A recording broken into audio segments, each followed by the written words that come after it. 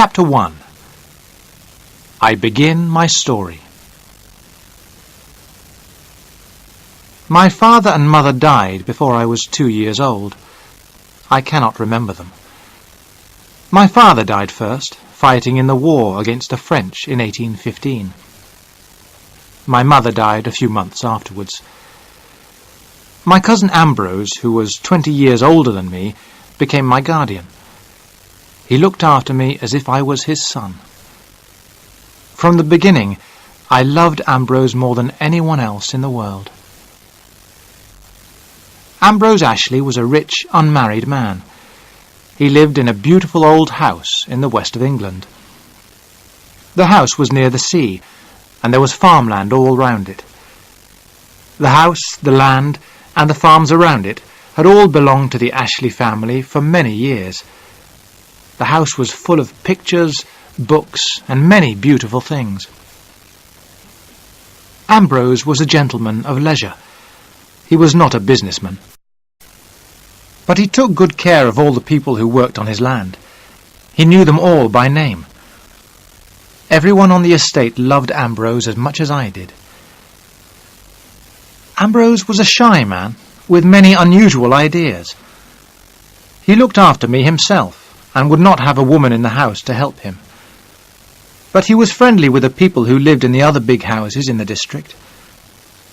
Some of his neighbours did not understand Ambrose, but they all liked him. As I grew older, Ambrose and I became more like brothers. We were both tall, shy men, with long arms and legs and big feet. We both had thick, curly hair, although Ambrose's hair was darker than mine. We enjoyed doing the same things. We often rode our horses through the beautiful woods and fields near the house. When the weather was good, we sailed our boat on the sea, fished or swam. There were no female servants in the Ashley house. Ambrose said he did not want women in the house. And as I grew older, I agreed more and more with his ideas. The big house was not very clean or tidy, but it was comfortable, and we both loved it. The servants looked after us well, and the food and wine were always good. Ambrose and I often sat together after dinner, drinking wine in the light of our candles. Then we sat in the library beside a bright fire.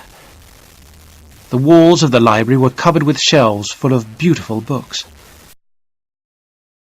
On Sundays, we always went to church. After breakfast, the carriage took Ambrose and me to the church in the village. All the servants came to church too. On Sunday evenings, we had an early dinner. Usually, some of our neighbours would eat with us. When I was old enough, Ambrose taught me how to look after his land and his people. I was his heir. The house and the land were going to be mine when Ambrose died. But I never thought that Ambrose would die. We both expected that he would live for many years. Our days together passed in a calm happiness. But sometimes changes come into people's lives that they do not expect. Things happen to us that we can do nothing about. My dear cousin Ambrose is dead. That is why I am writing this story. My cousin Rachel is dead too. And who was my cousin Rachel? You must read my story to find the answer to that question.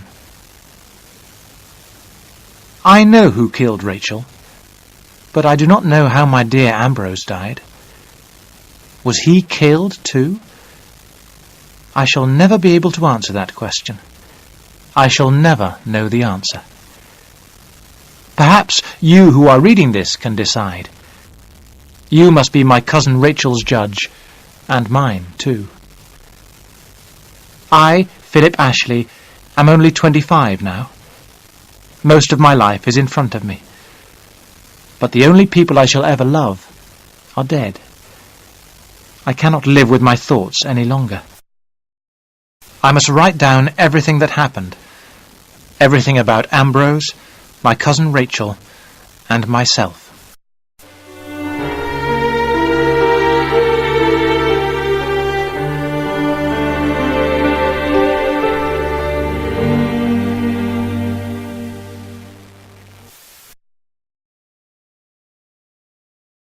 Chapter 2.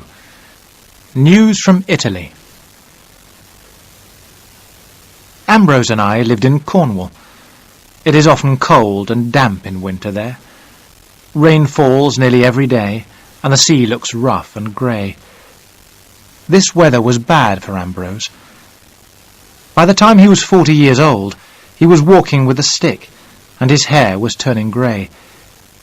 His doctors told him that he must go abroad every winter to a drier country. If he did this, he would become stronger, and he would live to be a healthy old man. I was 22 when Ambrose went abroad for the third winter. I had left university, and I was old enough to look after the estate by myself. This time, Ambrose was going to Italy. He wanted to see the beautiful gardens of Rome and Florence. Ambrose loved his own gardens, and everything he planted grew well there. Now he was planning to bring back many unusual plants and trees from Italy. The evening before Ambrose left for Italy, we sat together in the library as usual. We were both smoking our pipes, and our long legs were stretched out in front of us. We were wearing old, comfortable clothes, and the fire was burning brightly. The dogs were sleeping at our feet. We sat in silence for a while, and then Ambrose said, "I wish you were coming with me tomorrow, Philip." "Why not?" I replied quickly. "I could soon be ready." "Yes, Ambrose, let me go with you." Ambrose smiled. "No," he said. "We can't both be away. Someone must look after the estate. Forget I asked you." "You are feeling well, aren't you?" I asked. "You haven't any pain?" "Of course not, Philip," Ambrose replied. "The trouble is that I love my home too much. I don't want to leave." Ambrose stood up and walked towards the windows. He pulled back the heavy curtains and looked out into the darkness. "You must promise to look after the gardens for me, Philip," he said. "What do you mean?" I asked. "You will be back here in the spring." "Yes, I will," Ambrose answered slowly. "Take care of things while I'm away, Philip. You are very young, but I need your help. You know that. And everything I have will be yours." Suddenly I felt afraid. "Ambrose, please let me go to Italy with you," I said again. "No, Philip, that's enough," Ambrose said with a smile. "Go to bed." That was all. We did not discuss the matter again. Early the following morning, Ambrose left for Plymouth, our nearest big port. He was going by ship to the south of France. From there, he would travel by coach to Italy. The weeks passed slowly for me. They always did when Ambrose was away. But I had plenty to do, and if I was lonely, I rode my horse into the nearest town or visited our neighbours. The first letter from Ambrose arrived in the middle of November. He was well and happy. The journey by ship had gone well. At Christmas, Ambrose wrote to say that he had reached Florence. It was in this letter that he wrote about his cousin Rachel for the first time. He told me that our family and her family were related. Rachel's father and mother were both dead. Rachel's husband, an Italian count, had died too. She lived alone near Florence in a big house called the Villa Sangaletti. Rachel had planted the gardens of the villa herself, and they were famous for their beauty. I was glad when I read this letter. Ambrose had found a friend who loved gardens as much as he did. The winter in Europe was very bad that year, and snow covered the roads. Because of this, the next letter did not arrive until the early spring. In this letter, Ambrose told me more about his cousin Rachel. She had found him somewhere to stay near her villa. "My cousin Rachel is a very intelligent woman," Ambrose wrote. But thank God she doesn't talk too much. Her gardens are beautiful. The weather is getting warmer, and I'm spending a lot of time in them. My cousin Rachel is pleased to have an English friend, and I'm giving her advice about business matters. She has very little money. Because I have helped her, my cousin Rachel has helped me find many beautiful plants. I will bring them home with me. I was surprised by this letter. Ambrose had never shown any interest in a woman before, but I was glad that he was well and happy. There were a few more letters, but Ambrose did not say anything about returning to Cornwall. Then, at the end of April, I received the letter that changed my whole life. Dear boy, I don't know how to begin to tell you. My cousin Rachel and I were married 2 weeks ago. I do not know why she has chosen me, but we are very happy together.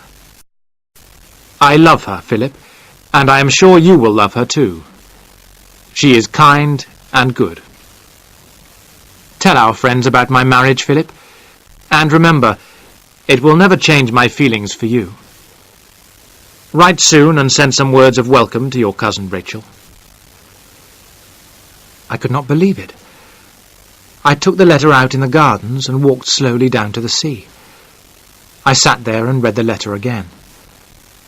I felt lonely, angry, and very unhappy. I was already jealous of this woman, my cousin Rachel. I knew that my life would never be the same again. I told all the neighbours about Ambrose's marriage, but I did not speak to anyone about my feelings. To my surprise, all our neighbours were very happy at the news. "It's the best thing that could have happened. When are they coming home?" people said. But I did not know. Ambrose had not written anything about when he would come back. Our nearest friends were Nick Kendall and his daughter Louise. Nick Kendall was nearly 60 years old. He was my godfather. His wife was dead. Louise was a little younger than me, and people said she was pretty. We had known each other all our lives, and she was like a sister to me. The Kendalls were the first people I told about Ambrose's marriage. Nick Kendall was a lawyer. When he heard the news, he looked at me carefully. "You will have to start looking for a house, Philip," he said. At first I did not understand. "What do you mean?" I asked in surprise. "Well, Ambrose and his wife will want to be together," Nick Kendall told me. "They may have children. I am sure Ambrose will buy you a house of your own, and you may get married yourself. There are many pretty girls in the district." He went on talking, but I did not hear what he said. I had never thought I would have to leave my home. I hated my cousin Rachel. What was she like, this woman who was completely changing my life? Was she pretty or plain? Old or young? In the middle of May, I received another letter from Ambrose. He said that he and my cousin Rachel were staying in Italy for the summer. I was so happy. Thank God, this woman was not going to come to the house yet. I began to enjoy life again. The summer passed and winter came. Ambrose did not return. He continued to write to me, but his letters changed. I began to feel that he was not happy. The summer and autumn were very hot in Italy that year. Ambrose was having terrible headaches. He had never had headaches before. But he said nothing about coming home. The second winter passed, and then the spring. Ambrose had been married for more than a year now. Many weeks passed, and I did not receive a letter. I began to worry. At last, a letter came in July, but it made me more worried than before. I got on my horse at once and rode over to Nick Kendall's house to show him the letter. The writing was so bad that we could hardly read it. Ambrose wrote to say that he had a terrible illness. He wrote about his fear of Italian doctors and of a man called Rinaldi. He also seemed to be afraid of his wife, Rachel. "These are the words of a very sick man," Nick Kendall said slowly. "A man whose mind is very disturbed. You do not know this, Philip, but Ambrose's father died of a tumour of the brain. In the last weeks of his life, he was sometimes like a madman. I hope that Ambrose—" Then Nick Kendall looked at me and said, "I think you had better go to Italy, Philip. You must find out what is happening." I knew immediately that I had to go to Italy. I did not look forward to the long journey in a strange country. I could not speak French or Italian, but I knew I had to go. I went home and got ready to leave. Seacombe, our head servant, was going to look after the house while I was away. I did not tell him about Ambrose's illness. I was in the carriage ready to leave when a last letter arrived from Ambrose. It was very short and almost impossible to read. "For God's sake, come quickly," Ambrose had written. "Rachel, my torment has won. I am dying. Come quickly, or it will be too late." I began my journey with a terrible fear in my heart. It was the 10th of July. I knew I could not reach Ambrose until the middle of August.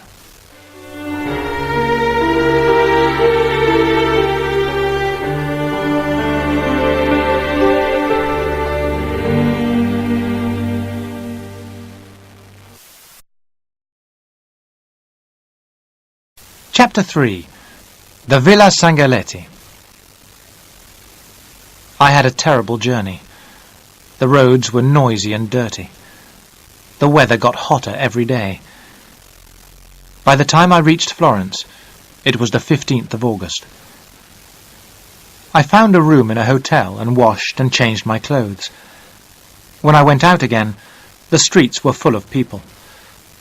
It was about 4 o'clock in the afternoon and still very hot.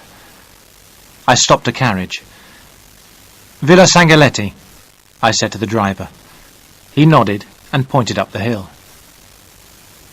The horse pulled the carriage slowly up a long, twisting road. At last the driver stopped in front of a gate in a high wall. I made signs to him to wait. There was a bell beside the gate, and I pulled it hard. I waited a few moments, but no one came. I rang the bell again.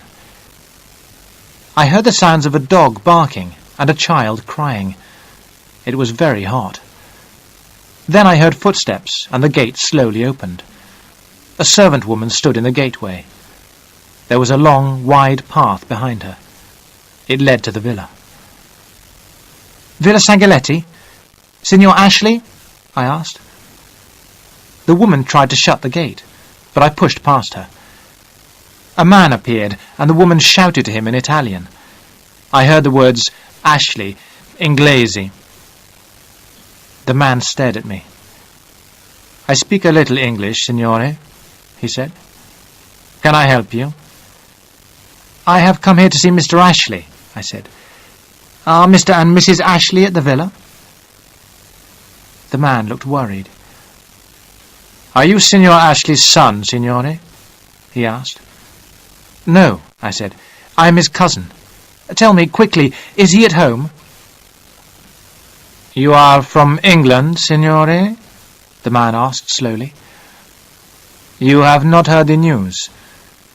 Signor Ashley, he died 3 weeks ago. Very sudden. After the funeral, the Contessa, his wife, shut up the villa and went away. We do not know if she will come back again." I did not say anything. There was nothing I could say. "Signor," the man said kindly, "I will open the villa for you. You can see where Signor Ashley died." I was not interested in where I went or what I did. The man began to walk up the path, taking some keys from his pocket. I followed. The villa was very beautiful.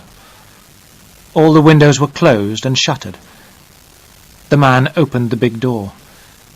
He and the woman began to open the shutters. The rooms were large, and the air was dry and dusty.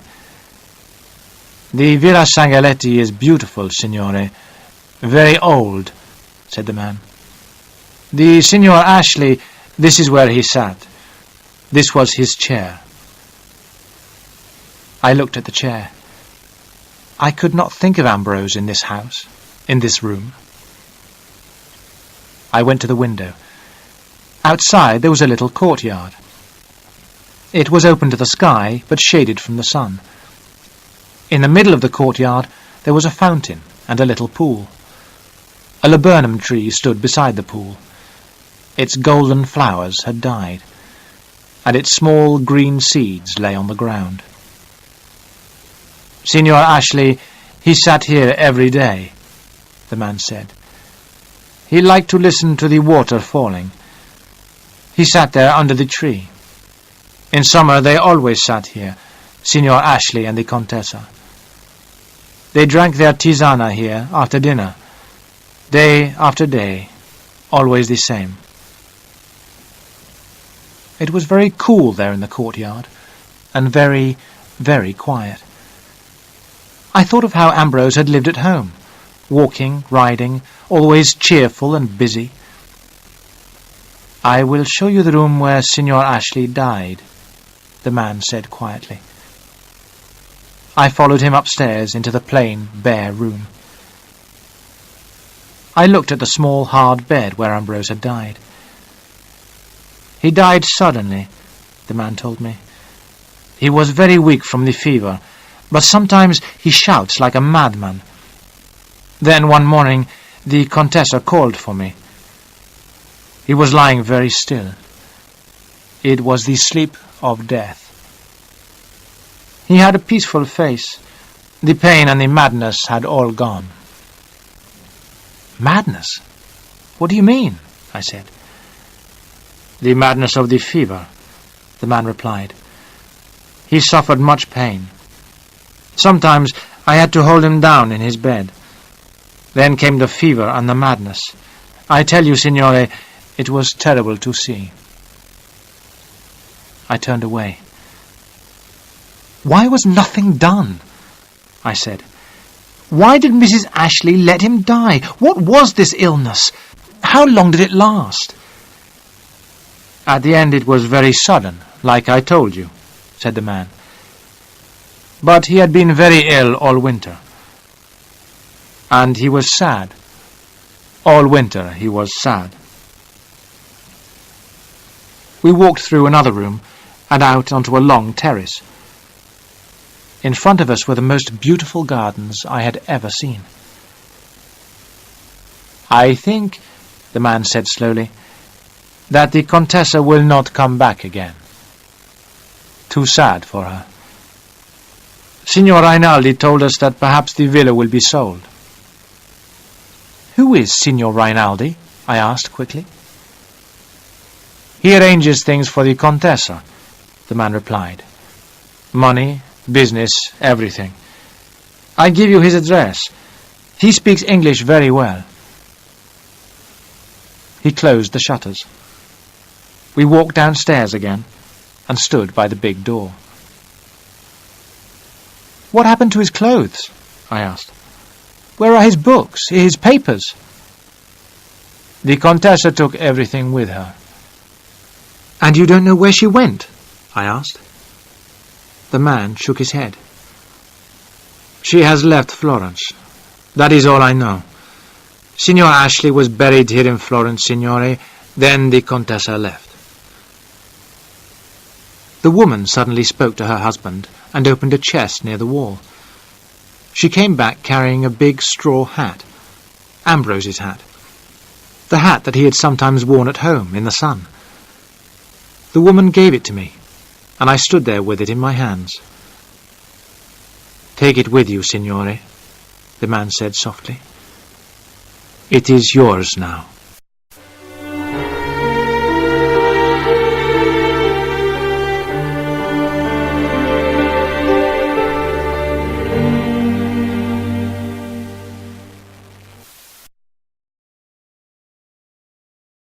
Chapter 4. I meet Rinaldi. On my journey back to Florence, I thought of only one thing. I had to speak to Signor Rinaldi. He must know more about Ambrose's death. The servant at the villa had given me Signor Rinaldi's address. I found the house at last in a quiet, dark street. Signor Rinaldi was at home, and a servant took me to his room. Rinaldi looked surprised when he saw me. He was a thin man, about 40 years old, with a proud, hard face. "My name is Ashley. Philip Ashley," I said. "Yes," Signor Rinaldi answered. "Will you sit down? You are Ambrose Ashley's cousin and his heir. You look very like him. I did not expect to see you here. When did you arrive in Florence?" "This afternoon," I replied. "I have been to the Villa Sangaletti." Signor Rinaldi smiled.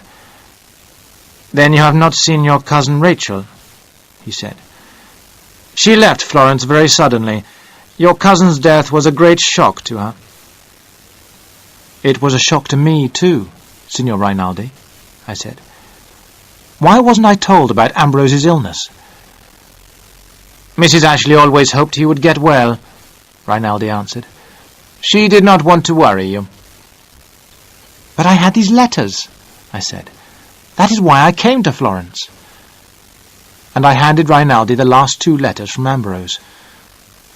When he had read them, Signor Rinaldi said slowly, "Yes, the doctors warned Mrs. Ashley of this." "What do you mean?" "They told her that your cousin had a tumour on his brain. That is why he wrote those letters. First the tumour destroyed his brain, and then it killed him." I shook my head. I could not believe it. Rinaldi held out a paper. "This is a copy of the death certificate," he said. "I sent another copy of it to you in Cornwall and one to Mr. Kendall. As your guardian, he had to be told about Ambrose's death." "Mr. Kendall is my guardian?" I asked in surprise. "Ambrose never told me that." "It is in your cousin's will," Rinaldi replied. "Mr. Kendall will explain when you return home." "But what about these letters?" I cried. "Ambrose wrote them to warn me. He was not sick, but in great danger." "Your cousin Ambrose was sick in his mind," Rinaldi answered. "His sickness gave him strange ideas. Because Mrs. Ashley was with him all the time, he suspected her. A sick man often thinks that his dearest friends are his enemies."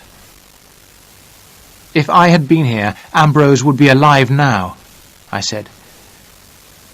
Rinaldi shook his head. "No," he said, "that is not true. No one could do anything for him." I turned and moved towards the door. "When Mrs. Ashley returns, tell her I know about the letters," I said. "Your cousin Rachel left Florence very suddenly," Rinaldi said. "I do not think she will come back." I walked out of the cold house and into the dark streets. I did not believe Rinaldi's story. Ambrose had died in great pain and unhappiness, and my cousin Rachel had been the cause of his pain. I was sure of that. I promised myself that one day I would bring pain and unhappiness to my cousin Rachel. I would punish this woman who had killed my dear Ambrose, far away from his home and his friends.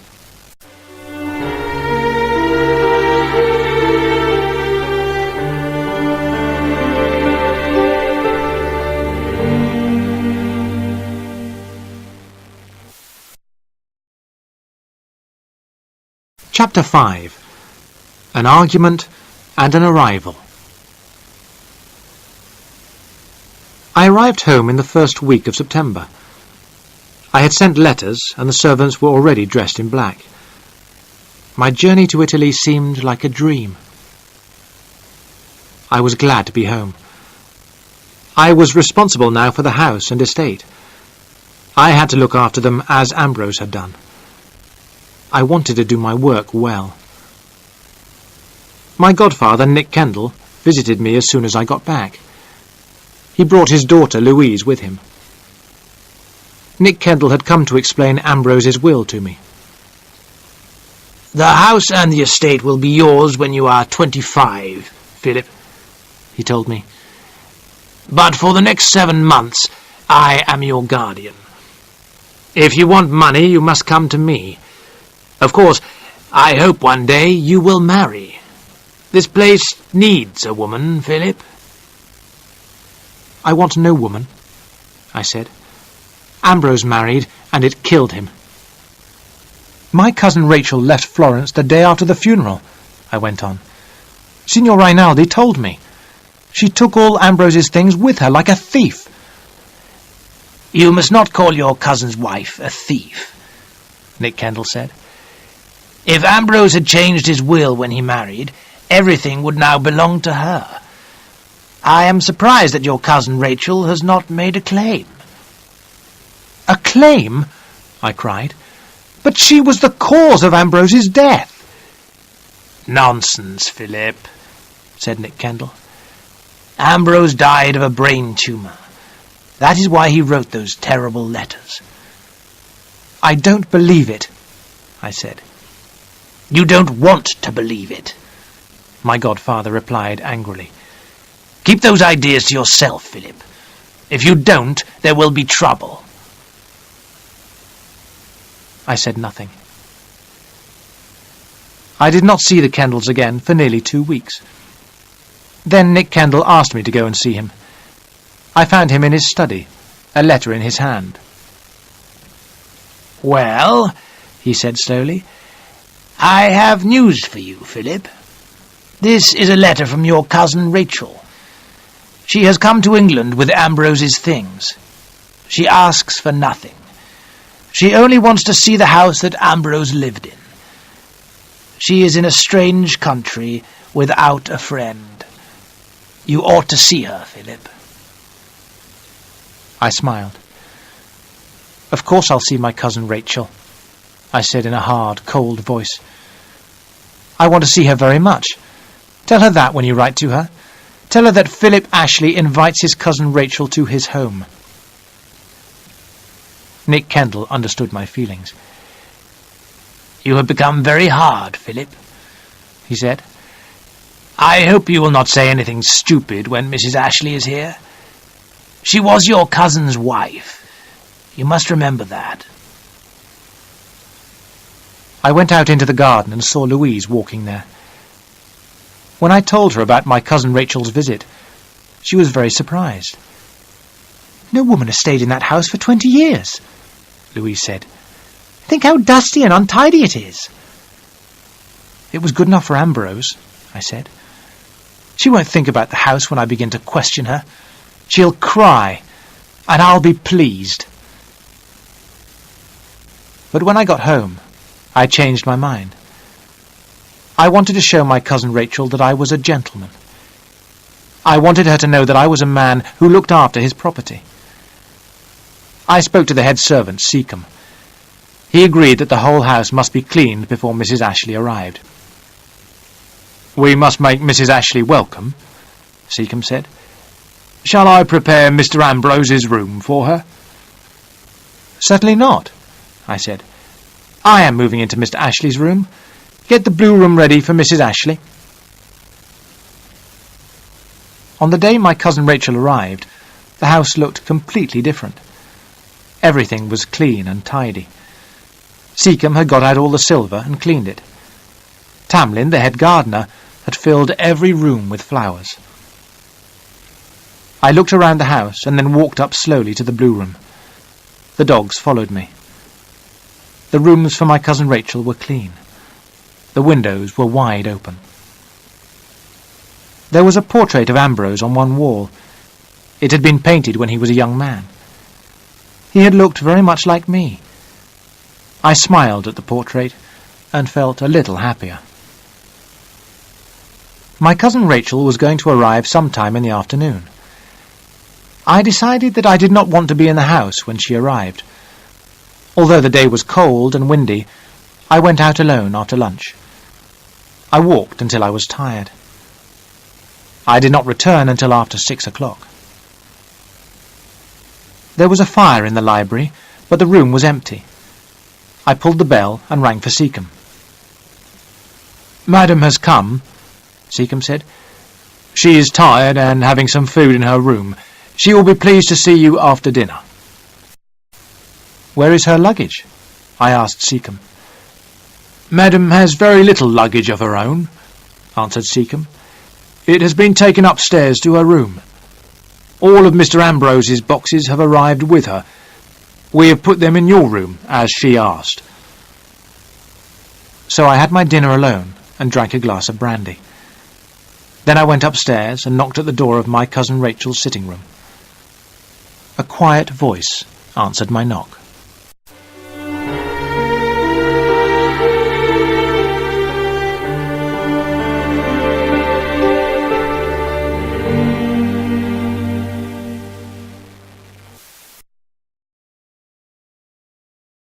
Chapter 6. Tea with my cousin. I went into the room. Everything was neat and tidy. The candles had been lit, but the curtains were still open. The dogs were in front of the fire. A woman was sitting with her back to the door. "Good evening," I said. She turned at once, got up, and walked towards me.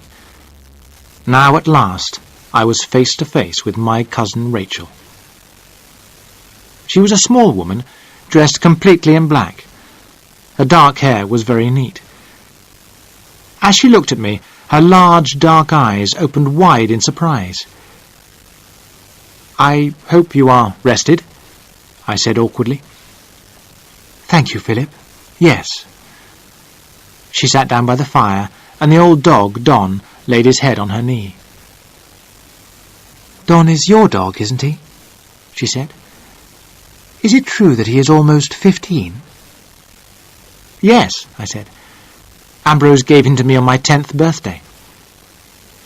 "I know," she answered softly. Then my cousin Rachel stood up and moved towards the window. "I want to thank you, Philip, for letting me come," she said. "It can't have been easy for you." It had started to rain. She closed the curtains and we both sat down. "I felt so strange, driving up to the house," my cousin Rachel said. "Ambrose told me so much about it. I was longing to be here." She hesitated on the last word. I knew she had nearly said home. "I hope you will be comfortable here," I said. "There are no women servants in the house to look after you." "That doesn't matter. I don't need anyone to look after me. I have only 2 dresses and some strong shoes for walking." She smiled, and I smiled back. Then I suddenly felt angry. Why was I smiling at this woman who had caused my dear Ambrose's death? At that moment, Seacombe came into the room.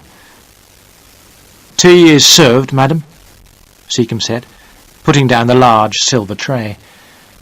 On the tray was a large silver teapot that I had never seen before. "What about breakfast, madam?" Seacombe went on. "Mr. Philip has his at 8 o'clock. "I would like mine in my room," my cousin Rachel answered. "Would that be too much trouble?" "Certainly not, madam. Come, dogs, downstairs. Good night, madam. Good night, sir." My cousin Rachel poured me some tea. Seacombe had never served tea after dinner before, but I said nothing. "If you want to smoke your pipe, you can, Philip," my cousin Rachel said. I stared at her. I did not expect to smoke in a lady's room.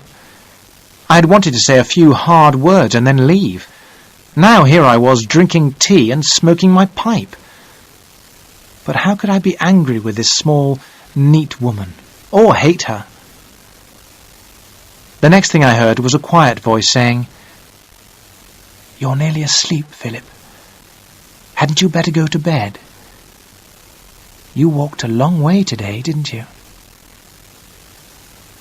I opened my eyes and moved my long legs. Was my cousin Rachel laughing at me? Did she know why I had stayed away from the house all afternoon? I got up slowly and looked down at her. "Wait a minute, Philip," my cousin Rachel said. "I have a present for you." She went into her bedroom and came out with a stick. Ambrose's walking stick. It was the one he had always used. I took it awkwardly. "Now go," she said. "Please, go quickly. You remind me so much of Ambrose." I stood outside the door for a moment, holding the stick in my hands. Had this woman really killed Ambrose? I had seen the look of deep unhappiness on her face. Already my ideas about her were changing.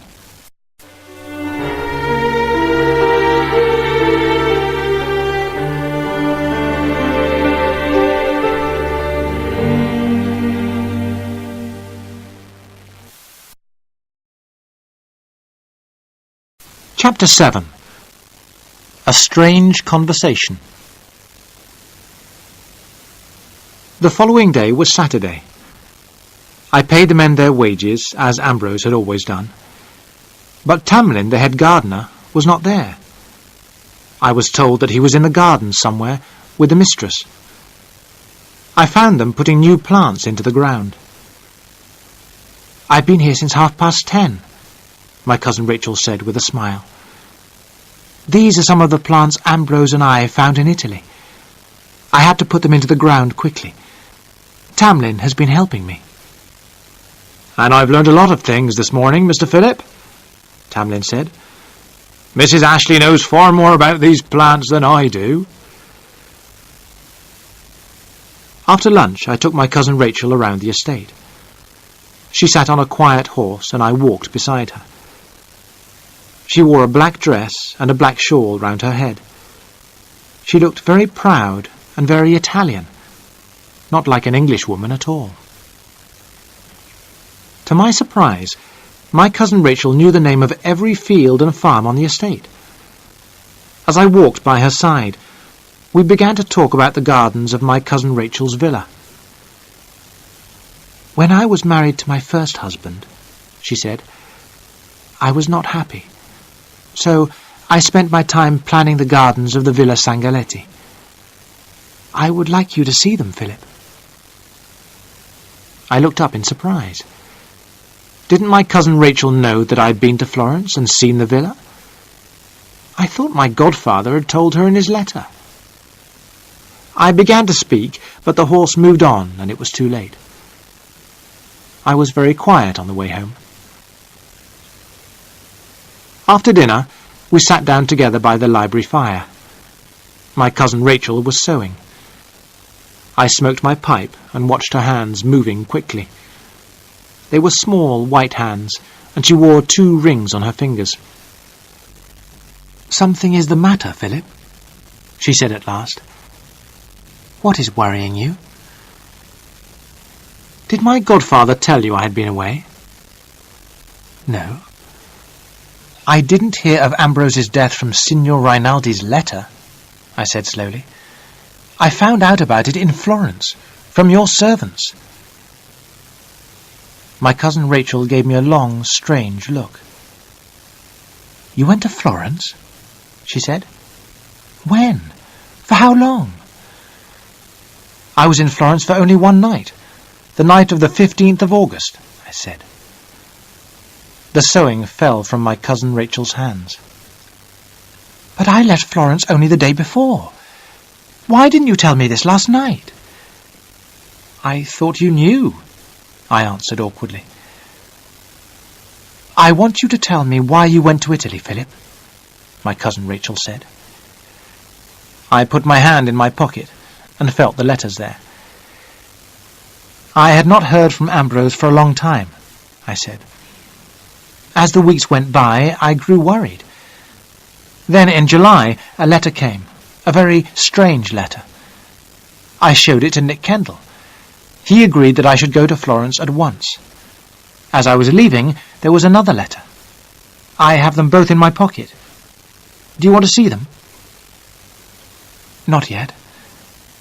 Tell me what you did in Florence. I went to the Villa Sangalletti. When I asked for Ambrose, the servants told me he was dead. You had gone away. They showed me the room where Ambrose had died, and gave me his hat. It was the only thing you had left behind. My cousin Rachel sat very still. Go on, she said quietly. I went back to Florence, to Signor Rinaldi. He told me about Ambrose's illness. He did not know where you were. I left for England the following day. There was silence, and then my cousin Rachel said, May I see the letters now? She read them over and over again. At last she handed them back. Then my cousin Rachel looked deep into my eyes. How you must have hated me, Philip, she said. At that moment, I felt that my cousin Rachel knew everything. She knew everything I had been thinking about her all these months. Yes, I have hated you, I said slowly. Then why did you ask me here? To accuse you of breaking his heart, perhaps? A kind of murder? I wanted to make you suffer, to watch you suffer.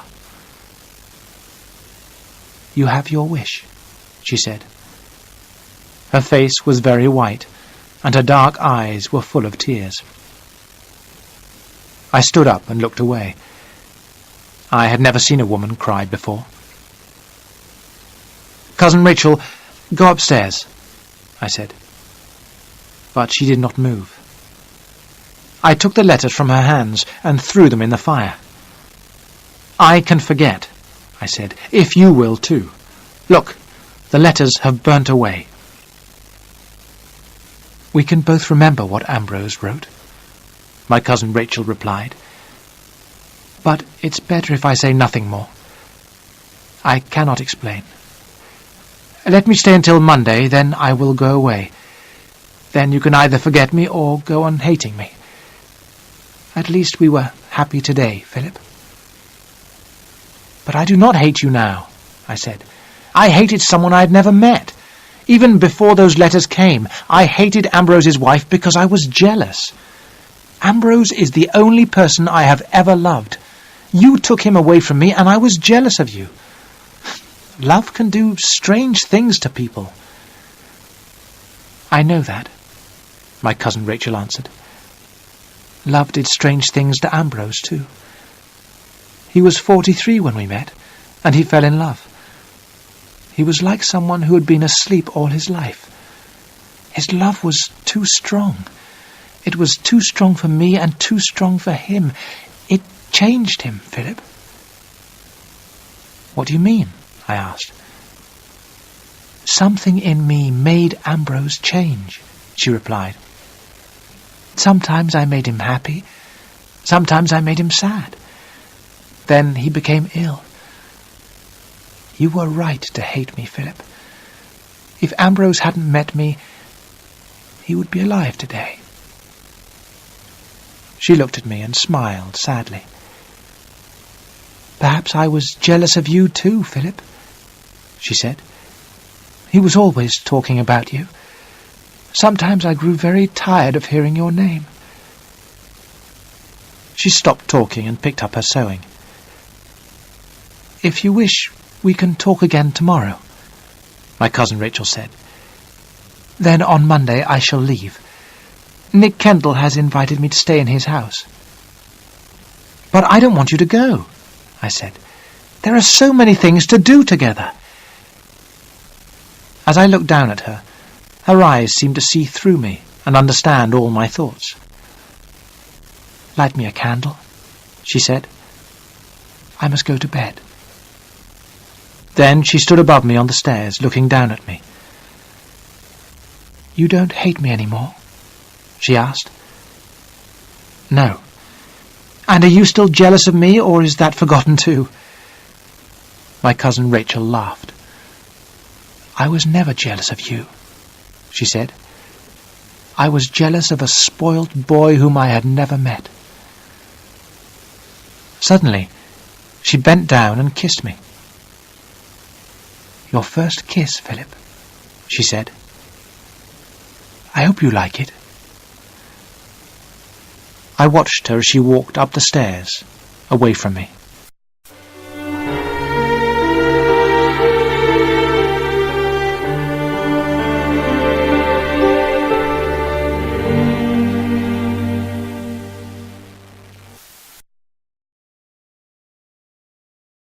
Chapter 8. 2 Letters. On Sundays, Ambrose and I had always gone to church. This Sunday, my cousin Rachel agreed to go with me. Our neighbours were able to see her for the first time, and the church was full. I heard people saying that my cousin Rachel was beautiful. This surprised me very much. As usual, the Kendalls and the vicar and his family came to dinner. I had never enjoyed these visits, but to my surprise, the afternoon was a great success. The time passed quickly. How I wished Ambrose had been with us. Everyone enjoyed themselves except, I think, Louise. She said very little and did not smile once. When our guests left at 6 o'clock, my cousin Rachel and I went back into the library. "Well, Philip," my cousin Rachel asked me, "have you enjoyed yourself?" "Yes, but I don't know why," I answered. "Everyone seemed more interesting than usual." "When you marry Louise, it will always be like that," my cousin Rachel said with a smile. "A man needs a wife when he is entertaining." I stared at her. "Marry Louise?" I repeated in surprise. "I'm not going to marry Louise, or anyone." "Aren't you?" my cousin Rachel replied. "Your godfather thinks you are, and Louise does too. She will make you a good wife. When I am gone, you will need a woman here." "But you are not going, cousin Rachel," I told her. "What is wrong with this house and with me?" "Nothing." "Tomorrow you must begin visiting," I went on. "Then our neighbours will visit you. You will have many things to do here." "I don't think I really like that idea," said my cousin Rachel, standing up. "It would be better if I gave your neighbours Italian lessons. I am a poor widow and shall need money soon." I laughed. "Then you must marry or sell your rings." I knew at once that I had been very rude. It was true that my cousin Rachel had nothing. She could not live without money. I called the dog and went out into the garden. I felt very stupid, and I stayed away from the house until it was dark. As I was walking, I had an idea. Some money must be given to my cousin Rachel, but I would not tell her that it was my idea. When I turned back to the house, I saw that the windows of Rachel's bedroom were open. "Why are you walking in the dark, Philip?" a soft voice asked. "Are you worried about anything?" "Why, yes," I answered. "I'm afraid you must find me very rude and stupid." "Nonsense, Philip. Go to bed."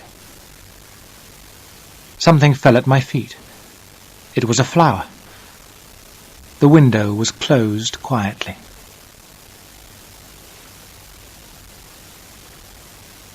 That week, more plants and small trees arrived from Italy. On Thursday morning, I rode over to Pellin, my godfather's house. My cousin Rachel was in the garden with Tamlin. She told me that she and the gardeners would be busy until the afternoon. I wasted no time, and I was in my godfather's study by 10 o'clock. "My cousin Rachel must have some money," I said. "She is talking about giving Italian lessons. That is impossible." Nick Kendall looked pleased. "I'm glad you want to help Mrs. Ashley," he said. The bank can pay some money to her every quarter. How much do you suggest?" When I told him, my godfather looked surprised. "That may be too much, Philip," he said slowly. "Ambrose would have wanted me to be generous," I said. "Write me a letter for her, and write a letter to the bank." "You are as impulsive as Ambrose," Nick Kendall said. But he wrote the letters. "I will take the letter to the bank," I said. "But I don't want Cousin Rachel to know that I have arranged this. Will you send a servant to my house with a letter for her?" Nick Kendall agreed.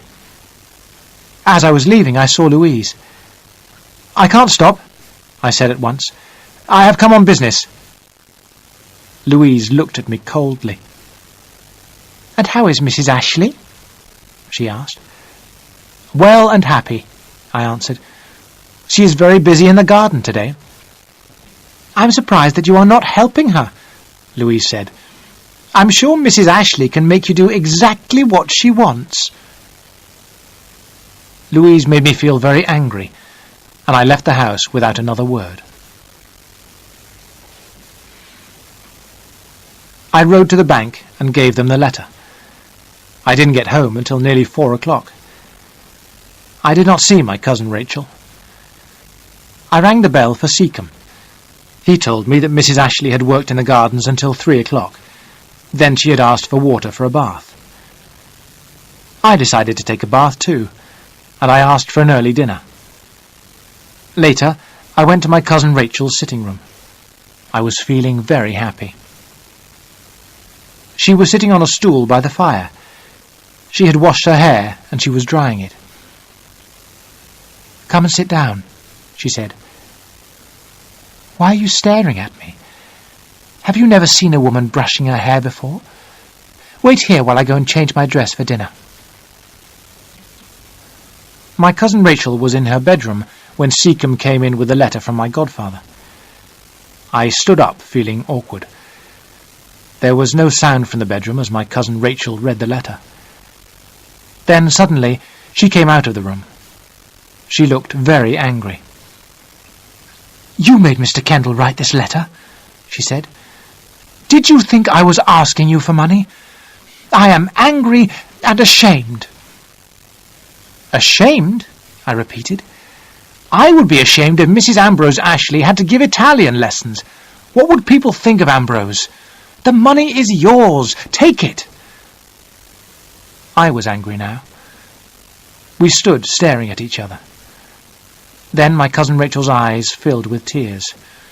She turned, went quickly into her bedroom, and shut the door loudly. That night I had dinner alone. Is that how women behaved? Did they always cry when they were angry? Thank God I had no wife. Poor Ambrose. No wonder he had been unhappy. I knew I would never marry now. After dinner, I read and then fell asleep in my chair. When I woke up, it was time to go upstairs to my room. On the table by my bed was a note from my cousin Rachel. "Dear Philip, please forgive me for my rudeness. I have written to Mr. Kendall thanking him for his letter. I thank you too. Rachel." The door to her sitting room was open. I walked straight through and knocked on the bedroom door. The room was in darkness, but I could see my cousin Rachel in bed. "I want to thank you for your note and say good night," I said. "I'm sorry I made you angry. I did not want you to cry." "I cried because of what you said about Ambrose," she said. "I will take the money, Philip, but after this week I must go." "But I thought you liked it here," I said. "You seemed so happy working in the garden. You have a home here.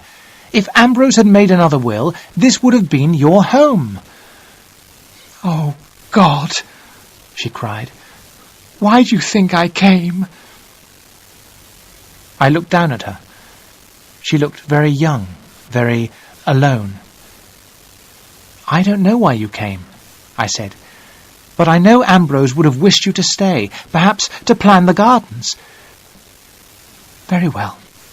I'll stay for a time, she said. Then you aren't angry with me any more? I was never angry with you, Philip, but you are sometimes very stupid. Come closer. As I bent down, she took my face between her hands and kissed me. Now go to bed like a good boy and sleep well, she said.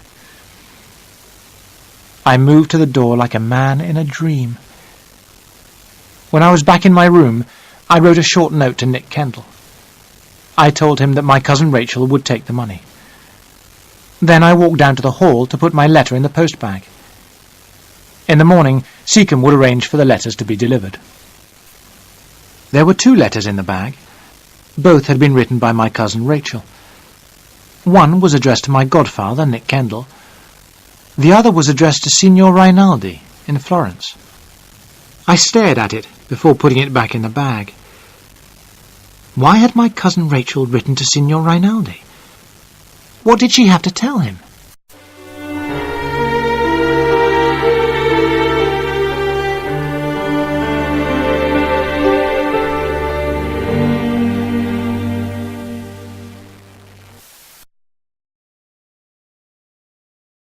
Chapter 9. We open Ambrose's boxes. Now it was October, but the weather was fine, and my cousin Rachel was able to work in the garden. We also had time to visit the tenants on the estate. They all loved my cousin Rachel. When they were ill, she gave them medicines made from herbs. Sometimes, in the afternoons, our neighbours came to the house. Sometimes my cousin Rachel went to visit them. I enjoyed listening to her at dinner. My cousin Rachel told me about the people she had seen during the day. She always made me laugh. But at the end of the month, the weather changed. Rain fell every day. There was no gardening and no visiting. One morning, my cousin Rachel and I were standing at the library window. Outside, the rain was falling heavily. Then Seacombe reminded us about Ambrose's boxes. They were still in my room and had never been emptied. We began to open the boxes. The first box we opened was full of Ambrose's clothes. Suddenly my cousin Rachel was crying. Then she was in my arms, her head against my chest. "Oh, Philip, I'm so sorry," she said. "But we both loved him so much." I moved my lips against her hair. "Don't worry, Rachel," I said. "I'll do this." It was the first time I had called her by her name. She stopped crying, and we continued to unpack the boxes. We decided to give Ambrose's clothes to the tenants on the estate. Then we began to look at the books. As I opened a book on gardening, a piece of paper fell out. It looked like part of a letter written by Ambrose. "She cannot stop spending money," I read. "It is like an illness. If this goes on, my dear Philip, she will spend everything. You must tell Kendall in case—" "What have you there?" my cousin Rachel said suddenly. "That is Ambrose's writing." "It's nothing," I said, and threw the piece of paper on the fire. We continued our work in silence. That same morning, some boxes had arrived from my cousin Rachel from London. New dresses, perhaps. I remembered the words in Ambrose's letter. "It is like an illness. She will spend everything." After dinner, when we went to the library as usual, the most beautiful blue and gold cloth lay over the chairs. "Do you like it, Philip?" my cousin Rachel asked. "It's Italian. It will make beautiful curtains for your room." "Isn't it very expensive?" I asked. "Well, yes, but that isn't important. If you like it, take it, as a present from me." I thought unhappily about the letter, but I could say nothing. As we sat by the fire, my cousin Rachel began talking about her life in Italy. She spoke of the time before she had met Ambrose. I was listening with the greatest interest when she suddenly said, "What was on that paper you threw in the fire, Philip?" "It was from a letter," I said. "Ambrose was worried about money. I can't remember exactly." The worried look went from Rachel's eyes. "Was that all?" she said. "Poor Ambrose. He did not understand life in Italy. He thought I spent too much money. He was very generous until he became ill. Then he changed so much." "How did he change?" I asked. "When I wanted money for the house, he became very angry. In the end, I had to ask Rinaldi for money to pay the servants. When Ambrose found out, he refused to have Rinaldi in the house. It was a terrible time. I did not want to tell you about it, Philip. Ambrose was so ill. He trusted no one. You wouldn't have known him." "That is all over now," I said. "Don't make yourself unhappy. You cannot bring Ambrose back. This is your home now." My cousin Rachel looked into my eyes. "You are so like him," she said. "Sometimes I am afraid. You must not change too." I took her hands in mine. "I will never change," I said. "And we must remember Ambrose as he used to be. This house belongs to all three of us now." "You are very good to me, Philip," my cousin Rachel said as she moved to the door. "I hope that one day you will be as happy as I was with Ambrose at the beginning." She went to bed, and I sat alone by the library fire. My terrible jealousy had returned. But now I was jealous of Ambrose. I was jealous because of the love that my cousin Rachel had given him.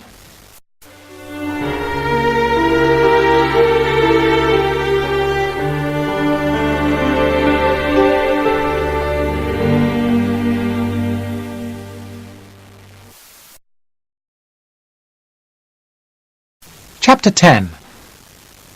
A Christmas Present. In the past, I had always disliked the winter. But with my cousin Rachel in the house, things were very different. When I was with my cousin Rachel, I was happy. When she was away from the house, I was bored. Life was dull and uninteresting until she returned. Like everyone else, I now thought that my cousin Rachel was beautiful. Whenever she came into a room, she made it a happier, more interesting place. In the evenings, we sat together in her small sitting room. We drank tisana, as she and Ambrose had done in Florence. The evenings were the best times. But when I went to my room, I could not sleep. Any day, perhaps, my cousin Rachel would decide to go to London. If she left me, I would feel terribly alone. When Ambrose had been at home, he had always given dinner to the tenants on Christmas Eve. This year, I decided to do the same. My cousin Rachel was very pleased. At once, she began to make preparations. Packages arrived from London, presents perhaps. She began to plan the Christmas meal. One thing worried me. What could I give my cousin Rachel for a present? I thought about it for a long time, and at last I had an idea. I remembered the jewels that belonged to my family. They were kept in the bank for safety. In 3 months' time, on my birthday, they would be mine. But I did not want to wait that long, and I remembered that Nick Kendall had gone to London. I went to the bank that day and asked the manager to show me the Ashley jewels. They were very beautiful, blue, green and red. But my cousin Rachel always wore black. She could not wear coloured jewels with morning clothes. Then I saw the collar of pearls. How beautiful the white pearls would look on my cousin Rachel's neck. "Your mother was the last woman to wear this collar," the manager said. "All the brides of the Ashley family wear it on their wedding day." I put out my hand and took the collar. "I will take this with me," I said. The manager looked worried. "The pearls are not yours until the 1st of April, he said. "I don't think Mr. Kendall would like you to take them away." "I'll speak to Mr. Kendall," I said. I put the collar in its box and stood up. I knew the pearls were the right present for my cousin Rachel. I felt very excited. Then, at last, it was Christmas Eve. Seacombe had brought a tree into the house and had decorated it as usual. Dinner was to start at 5. After dinner, everybody would have a present. This year, my cousin Rachel was going to give out the presents with me. Before I dressed for dinner, I sent the collar of pearls to her room. With it was a note. "My mother was the last woman to wear this. Now it belongs to you. I want you to wear it tonight and always. Philip." When I was ready, I went downstairs and waited for my cousin Rachel. She came in slowly. Her dress was black, but it was one I had not seen before. The collar of pearls was round her neck. I had never seen her look so happy or so beautiful. She put her arms around me, and then she kissed me.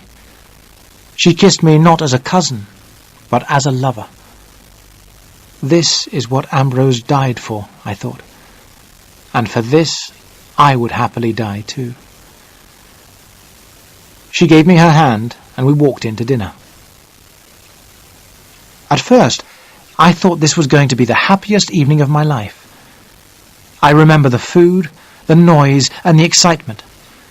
My cousin Rachel had bought everyone a small present, carefully chosen. Mine was a gold chain for my keys with our initials, P-A-R-A, hanging from it. Our plates and glasses were filled, emptied, and filled again. Then we gave everyone a present from the tree. When dinner was over, I spoke to my godfather, Nick Kendall, for the first time that evening. "Good evening, sir, and Happy Christmas," I said.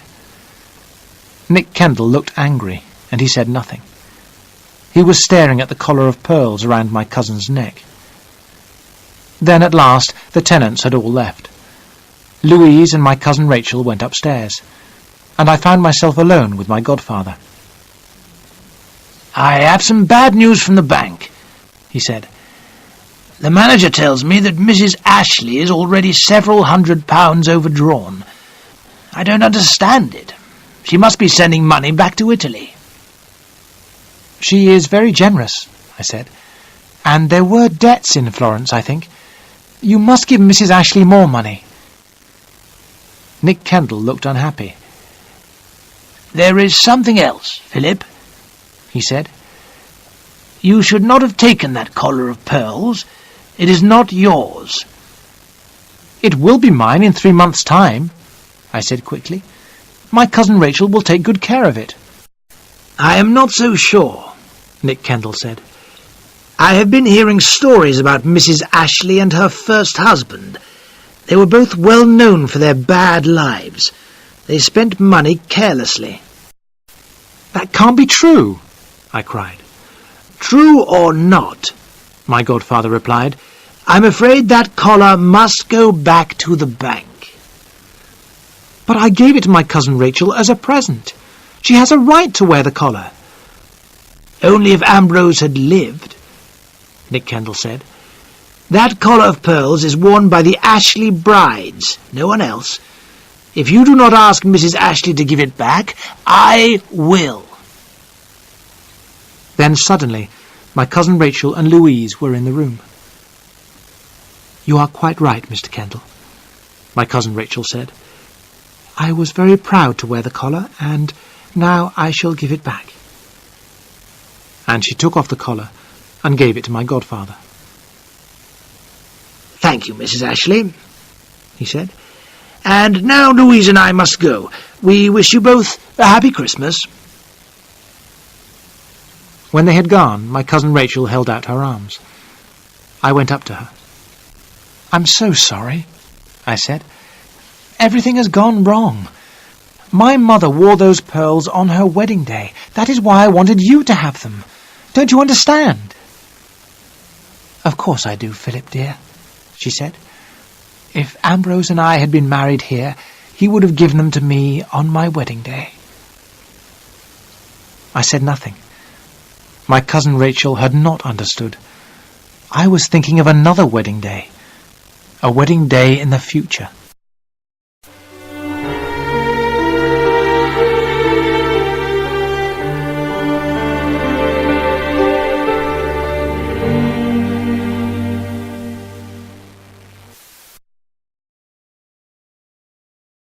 Chapter 11. Rinaldi again. The new year began, and my birthday on the 1st of April was 3 months away. How I wanted to have control of my own money. I was tired of Nick Kendall being my guardian. However, I could spend money on the house. I decided to make it beautiful for Rachel. There were many repairs to be done. From January, I had nearly 20 men working for me. The bills for the work were sent to my godfather. Rachel and I had many plans for the gardens, too. Work had started on a sunken water garden. We had found the design for the water garden in one of Rachel's books. Because there were so many workmen in the house, we could not have visitors. My cousin Rachel and I stayed quietly at home, and I was very happy. I loved to watch Rachel move about the house. I loved to hear her voice. When her hands touched me, my heart beat faster. The first days of spring came, and the sun shone. Then something happened which took all my happiness away again. I had kept one of Ambrose's old coats to wear myself. One day, as I was walking in the woods, I felt something in a pocket. It was another letter from Ambrose. I was pleased that I was alone. I walked on until I reached the highest place on the estate. Ambrose had always loved to sit there. I sat down and held the letter in my hands. I did not want to open it. I was afraid that Ambrose had written something bad about Rachel. We were so happy together now that I wanted to forget the past. But at last I opened the letter. It had been written 3 months before his death, but he had never posted it. My cousin Rachel, Ambrose wrote, had been expecting a child, but it had died. The doctors told her that she could never have another child. At first, Rachel was quiet and unhappy. Then she began to spend money carelessly. Ambrose suspected that Rinaldi was in love with her. For these reasons, Ambrose had not signed his new will, in which he left everything to Rachel. Ambrose also wrote about his terrible headaches. He told me about the fever which at first made him violent. Then it made him very weak. Ambrose was very unhappy, and he had written, "You are the only person who can help me, Philip. Are Rachel and Rinaldi trying to poison me for my money? I must know." I hid the terrible letter under a large stone, and walked slowly back to the house. I could not forget Ambrose's words, but I decided that Rachel must never know about the letter. In 3 weeks' time, the estate and all the money would be mine. But this was not right. Ambrose had made a new will, but he had not signed it because of his illness. His money belonged to Rachel. She must have it. That night, I asked Rachel about Ambrose's will. She showed me a copy of it, which I read carefully. Everything had been left to Rachel. Then, if she had died without children, everything was to be mine. "Why did Ambrose not sign this will?" I asked. "Tell me, Rachel." "I don't know," she answered quietly. "Perhaps when he knew we could not have children, his feelings changed. Perhaps it was only a mistake. But when the headache started, Ambrose suspected me of terrible things. I can't speak about that time. Please, leave me alone, Philip. I can't answer any more questions. I have reasons for my questions, I said. You will understand in 3 weeks' time. By the following morning, I had made up my mind. I rode into the town and, with the help of a lawyer, wrote out a document. In 3 weeks' time, all my property would be given to Mrs. Rachel Ashley. The jewels would belong to her too. But she would not be able to sell the house or the land. I have one question, the lawyer said. Mrs. Ashley is quite a young woman. What will happen to the property if she marries again? I thought for a moment. The house and the estate must always belong to the Ashleys. If she marries, I said, or if she dies, the property becomes mine again. That must be made clear. I told the lawyer that the document must be kept secret. He promised to send me a copy on the last day of March. I felt very happy as I rode home. My dear Rachel would never leave me now. We would live in perfect happiness forever. When I reached the house, I heard voices in the library. The door opened and Rachel came out, laughing happily. "Come and see my visitor, Philip," she cried. "He's come a long way to see us both." The man stood up and held out his hand. It was Rinaldi. We stood there, looking at each other. Then Rinaldi began talking about his journey. Rachel suggested that he should stay in the house for a few days. I could say nothing. During dinner, Rachel and Rinaldi talked about people and places I knew nothing about. Often they spoke in Italian, and I could not understand a word. At last, Rachel stood up and said, "You must excuse us, Philip. Rinaldi and I have some business to discuss. He has brought papers I must sign." They went upstairs, and I walked alone in the gardens. I felt cold and unhappy. I stayed outside until the light went out in Rinaldi's room. I had just reached my own room when there was a quiet knock on my door. "I came to wish you good night," my cousin Rachel said. "Why didn't you come and drink tisana with us, Philip? You must make Rinaldi welcome. He is a very old friend of mine." Rinaldi stayed with us for 7 days. As he laughed and talked with Rachel, I began to hate him. When it was time for Rinaldi to leave, he took my cousin Rachel's hand and kissed it. "Write and tell me your plans," he said. "I shall be in London for some time." "I am making no plans until after the 1st of April," Rachel replied with a laugh. Rinaldi smiled. "I hope Philip enjoys his birthday," he said. "The 1st of April is All Fool's Day, isn't it? But perhaps Philip doesn't want to remember that." When Rinaldi had gone, Rachel smiled at me. "You have been very good, Philip," she said.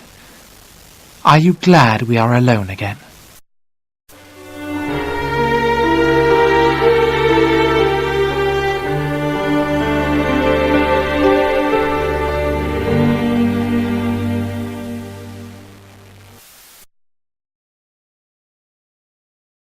Chapter 12. All Fool's Day. As my birthday came nearer, I became more and more excited.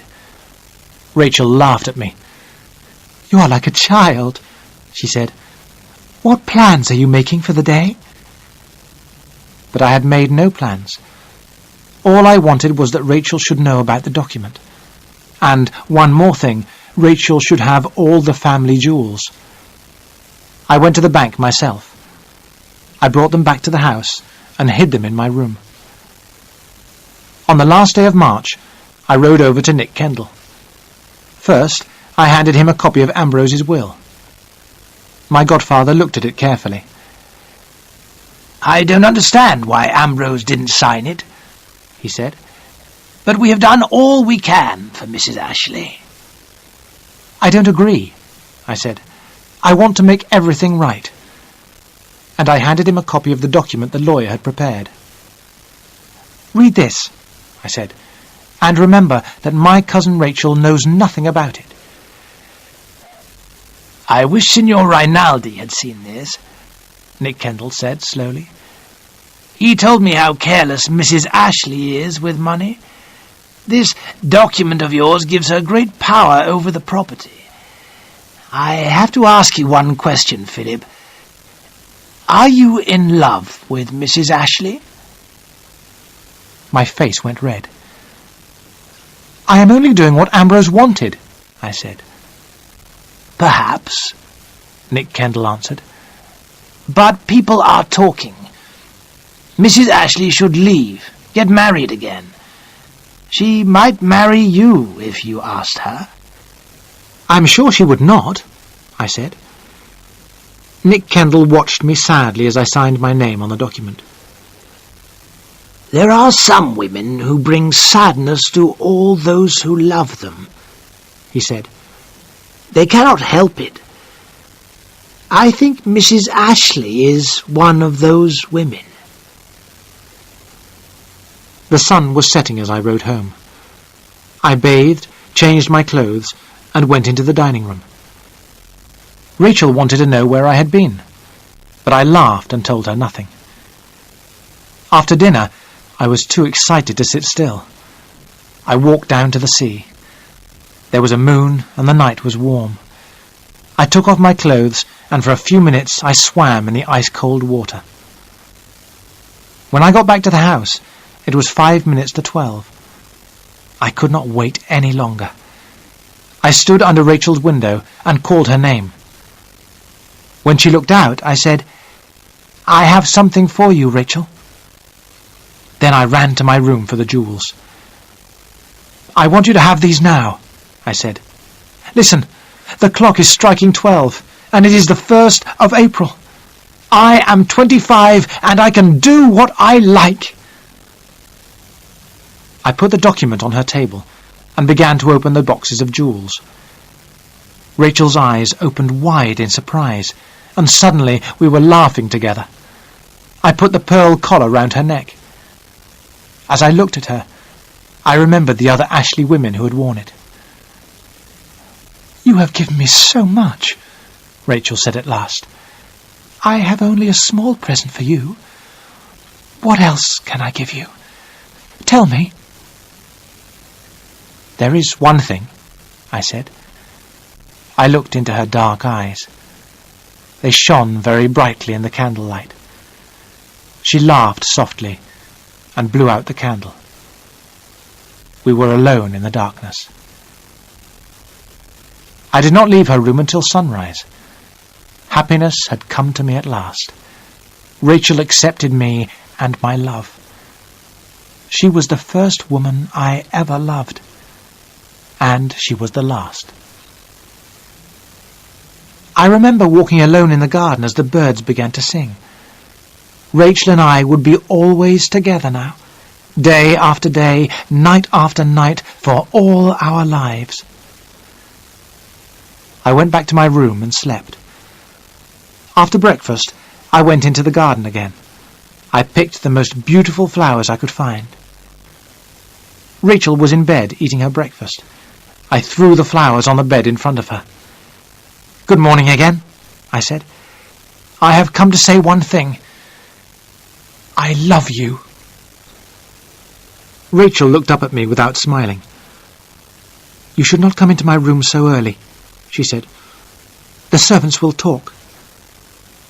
I smiled, but said nothing. I went downstairs. I wanted to tell the servants that Rachel and I were going to be married. Then I decided that we would tell them together, later. I walked in the gardens until it was time for Rachel to leave her room. The day was fine, and I decided we should go out riding. But when I got back to the house, Rachel had already left. I waited for a long time, but she did not return. At last, I walked along the road, hoping to meet her. When I saw the carriage, I stopped it. I got in and sat down beside Rachel. She was wearing a veil, and I could not see her face. "Where have you been?" I asked her. "To see your godfather." You cannot change anything, I told her. I am 25. Everything I have is yours. Yes, I understand that now, Rachel said, but I wanted to be sure. Her voice was quiet. I did not think she was smiling. Let me look at your face, I said. She lifted her veil. There was no love in her eyes now. I think Louise was a little more friendly today, Rachel said. She will make you a good wife. We made plans to meet in London together. I looked at her in surprise. It was unkind of her to make jokes about Louise. And why was Rachel talking about London? We had made no plans to go there. Come into the woods, Rachel, I whispered. I want to kiss you so much. She did not answer, but took something out of her bag. Here is your present, she said, and she gave me a small gold pin for my tie. If I had known about the money, I would have bought something larger. As I dressed for dinner, I could think of only one thing. Money is the one way to please her. The one way to please her. When we sat down together for my birthday dinner, Rachel was wearing the pearl collar.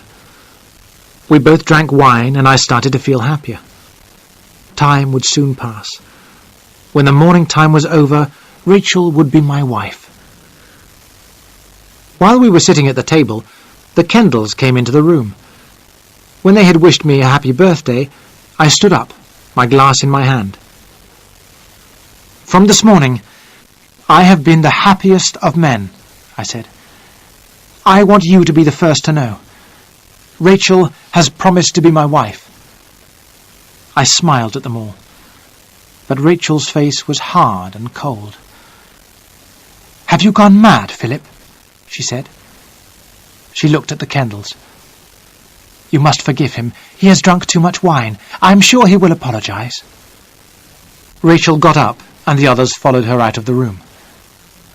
I stood without moving until I heard them leave the house. When Rachel came back, we stared at each other without speaking.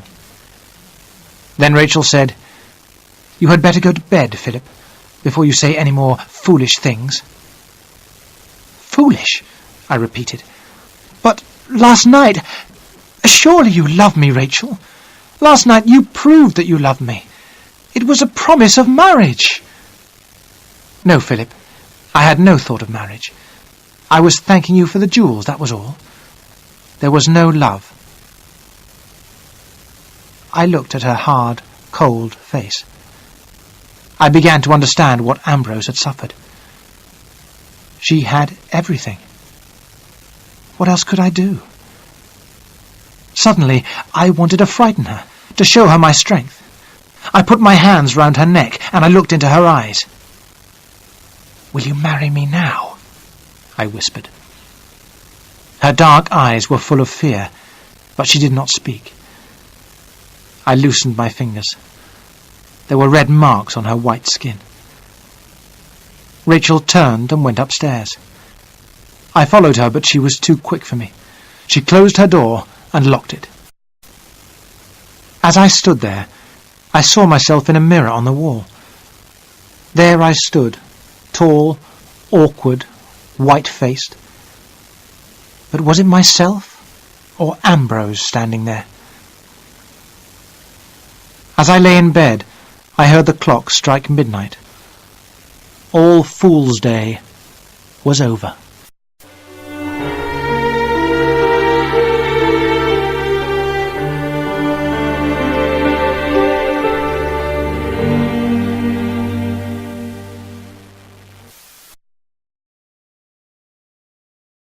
Chapter 13.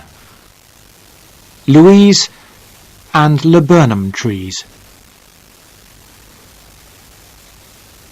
When I went down to breakfast in the morning, there was a note for me on the table. It was not from Rachel, but from Louise. Dear Philip, I was sorry for you last night. If you want a friend to talk to, please let me know. Louise. At first, I did not want to see Louise, but I had not slept all night and I was very unhappy. Louise knew me well. I sent her a note asking her to meet me in the church that morning. "I have been worried about you for a long time," Louise told me. "She has deceived you from the beginning." "I made a mistake," I said. "But Mrs. Ashley did not," Louise replied. "She came here to get the money. She stayed until she got it. That is all." "I don't believe you," I cried. "She came on impulse. She stayed because she was happy here." "No, she had a plan," Louise replied. "She has been sending money back to Italy all the winter. She waited until you were 25, but then you made her a present of everything. You made things easy for her." "I know you don't like Rachel," I said. "That is why you are saying these things. But I have asked her to marry me, and I shall go on asking her." "But she will never marry you," Louise said with a sad smile. "When you gave Mrs. Ashley the document, she went straight to my father. She asked him if everything now belonged to her. My father told her that was true. But he warned her that if she married again, she would lose the money. She told him she had no plans to marry again." "But if she marries me, she will lose nothing," I said. "She would not be able to go back to Italy or send money there," Louise said quietly. She looked at me and said, "I will go now, Philip. I have upset you deeply. I am very sorry." As I rode home, the rain began to fall heavily. When I got back, I was cold and wet. There was a note from Rachel in my room. "I have asked Mary Pascoe to stay here with me. After last night, I cannot be alone with you again." Mary Pascoe, the vicar's daughter. Mary Pascoe was a large, plain girl. Rachel and I had often laughed about her. I could not believe it. But it was true. This was the punishment for my one moment of anger. Whenever I was with Rachel, Mary Pascoe was there too. Oh, God, what had I done? By dinner time, I was feeling very ill. I went upstairs to my room. I got into bed, and the sheets felt very cold. I hoped that Rachel would come to me, but she did not. In the morning, I tried to dress, but I was too weak. My neck was stiff, and there was a terrible pain in my head. When I called for Seacombe, he took one look at me and hurried out of the room. Then my cousin Rachel was there, her face very white. "I will not hurt you, Rachel," I said. "Please, send Mary Pascoe home." "Don't talk now. Lie still," Rachel answered. Then the room was dark. The doctor came. I was hot, then cold. I called for Rachel, and she held my hand. "I am with you," she said. I closed my eyes. When I awoke, the room was full of light and warmth. How long had I been asleep? Rachel was sitting near my bed. I put my hand to my face. "I have grown a beard," I said. I began to laugh. At once, Rachel was holding a glass to my lips. She made me drink the bitter liquid. "Have you sent Mary Pascoe away?" I asked. Rachel looked surprised. "She went away 5 weeks ago," she answered. "You have been so ill that you nearly died. The doctors could not help you. Your strength and my medicines saved you." I lay there with her hand in mine. I could not speak. 5 weeks had passed, and I could remember nothing. Only that Rachel and I had been married on the day before my birthday. We had kept our marriage a secret. But in 2 months' time, Rachel would be out of mourning, and we would be able to tell everyone. I was very weak for a long time, but the weather was good, and I was soon able to go into the garden. The workmen had been busy for many months.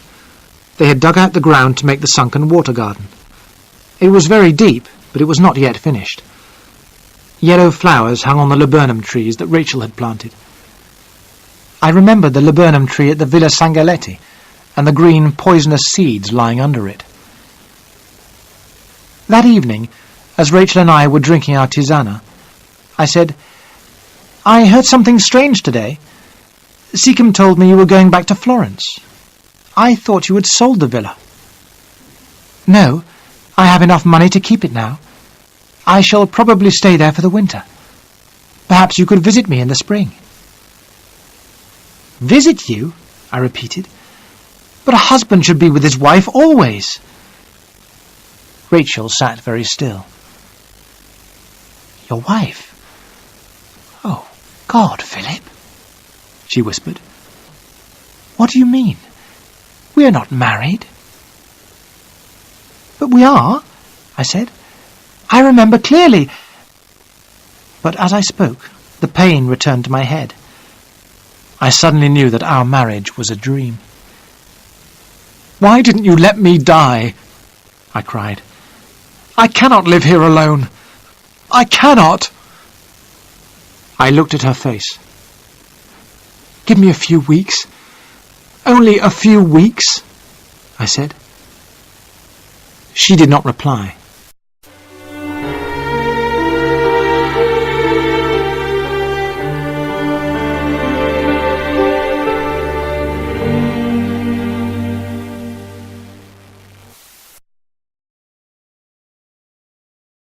Chapter 14. What is the truth?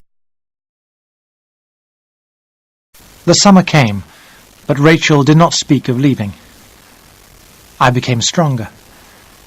But sometimes the terrible pain in my head came back, and I could not think clearly. But I told Rachel nothing about it. Then Rachel began to drive into the town, 2 or 3 times a week. When I asked her about these visits, she told me that she had a lot of business to do. One day, when Rachel was busy at home, I rode into the town alone. It was Saturday, and the streets were full of people. As I walked slowly through the town, a man came out of an inn. He stood in the doorway for a moment, looking up and down the street. It was Rinaldi. That evening, as Rachel was going up to her room after dinner, I stopped her. "How long has Rinaldi been in the town?" I asked. "Why is he here?" "Because he is my friend," Rachel answered. "I know you hate him, and do not want him here. Ambrose was jealous of him. Are you, too?" "Yes," I said. "I hate Rinaldi because he is in love with you. Send him away." "Certainly not," she said. "I need him. I will have him here if I wish. The house is mine." In my anger, I took a step towards her. "Don't touch me," she cried. "That is how Ambrose behaved. I can't suffer it again." I turned away. "If you want to see Rinaldi, ask him here," I said. "Don't go secretly into the town to meet him." And so Rinaldi came to stay in the house. He behaved politely, but I could not bear to see them together. They always spoke in Italian, and she looked at him all the time. Food seemed to have no taste now. The tisana I drank with them in the evenings tasted bitter. Then the fever returned again. I was sick and too weak to stand. I had to stay in bed for a few days. When I was better again, Rachel told me that Rinaldi had gone back to Italy. "When are you going there?" I asked. Rachel did not reply. A day or 2 later, a letter arrived for Rachel in Rinaldi's handwriting. As I drank tisana with Rachel that evening, I saw the letter on her desk. Was it a love letter? I had to know. That night, when Rachel was in bed, I crept into her sitting room and searched the desk. The letter was not there, but in one small drawer I found an envelope. Inside it were some small green seeds. They were laburnum seeds, poisonous to animals and to men. I put back the envelope and returned to my room. There were 2 bottles of medicine on the table. I poured the medicines out of the window. Then I went downstairs. The cups from which we had drunk our tisana had not been washed. Did the liquid in my cup have a bitter taste? I could not be sure. I went to bed and lay there thinking. I was not angry, but I was very unhappy. I remembered Ambrose's words. Are they trying to poison me? Rachel has won. I am dying. The following day was Sunday. Rachel and I went to church as usual. As she sat beside me, her face was calm and happy. I wished I could hate her, but I could not. After church, Rachel went to speak to Mary Pascoe. A workman came up to me and said, "Excuse me, Mr. Ashley, but I wanted to warn you, don't walk on the new bridge over the sunken garden. It is not finished yet. Anyone walking on it would fall and break their neck." "Thank you," I said. "I will remember." At dinner, Rachel was kinder than she had been for a long time. She talked about Florence. She said she would look for a stone statue there to make a fountain for the sunken garden. She made tisana as usual, but I refused to drink it. I would never again drink anything she gave me. "But it is good for you, Philip," she said. "No," I said. "You drink it." "I have drunk mine already," Rachel said. "I will pour this away." We talked together for half an hour or so, and then Rachel said, "I think I shall walk for a little. I want to look at the sunken garden. Will you come with me, Philip?" I shook my head. "Take care, Rachel," I said. "Of what?" she answered with a smile. "There is no danger here, Philip." I sat by the window until it was almost dark. Rachel had not returned. At last I ran out of the house and down to the sunken garden. The bridge was broken. My cousin Rachel lay on the ground below. I climbed down and held her hands in mine. They were cold. "Rachel," I said. She opened her eyes, and I thought she knew me. But she called me Ambrose. I held her hands until she died. You know now who killed Rachel. But how did Ambrose die? Did Rachel kill him? I shall go on asking myself that question until the day I die.